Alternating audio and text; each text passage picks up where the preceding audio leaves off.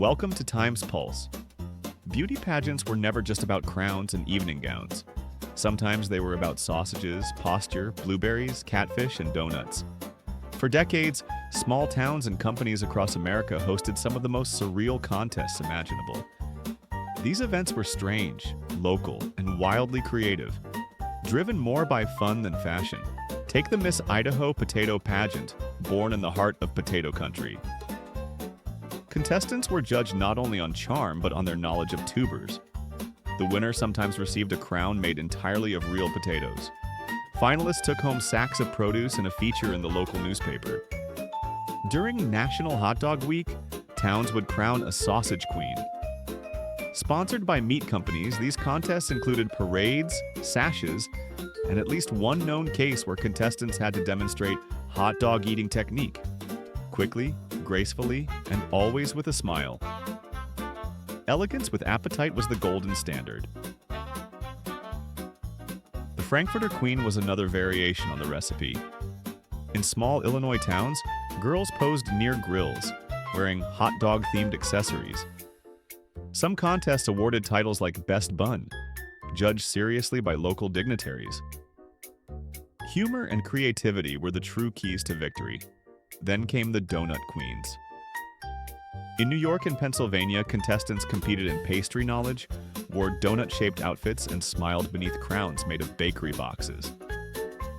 Judges rewarded those who could bring a glossy flair and sugary charm to the stage. It was a rare pageant where sprinkles were a fashion statement. Blueberry queens twirled through berry festivals, taking part in parades.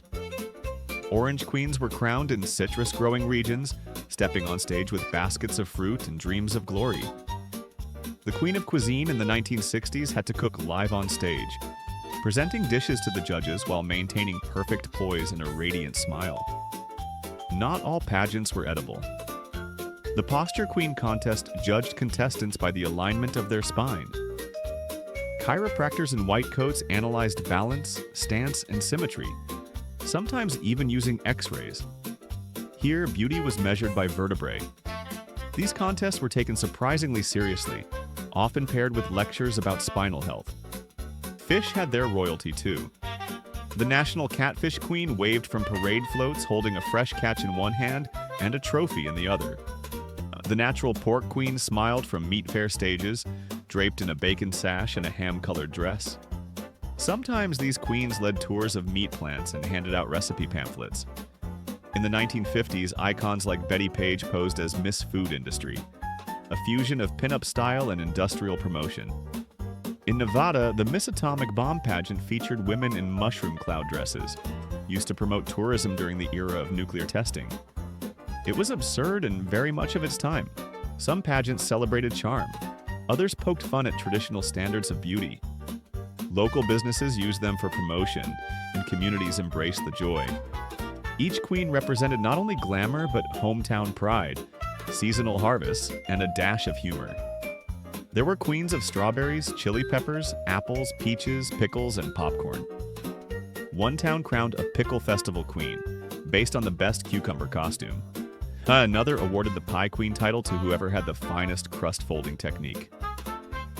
These contests thrived on quirks, laughter, and simplicity. Individuality mattered more than perfection. Local flavor mattered more than haute couture. And though the dresses have long faded, the photographs preserve the charm, mischief, and spirit of a time when being queen meant wearing a crown made of donuts. In a world that often takes itself too seriously, these contests remind us that joy can take many shapes. Sometimes it looks like a girl with a blueberry crown. Sometimes it smells like a morning sausage. But the sparkle was always real. Although many of these pageants may seem silly today, they held something more: a sense of community, hometown pride, and the ability to celebrate life's little absurdities with sincerity. These quirky traditions brought color and joy to small towns, turning even the strangest themes into something folks could rally around, remember, and smile about decades later. Thank you for watching. If you enjoyed this journey into the odd corners of beauty pageant history, leave a like, subscribe to the channel, and share in the comments which queen you like the most. or what other quirky contests you know of. It would be interesting to hear your stories. See you in the next episode of Time's Pulse.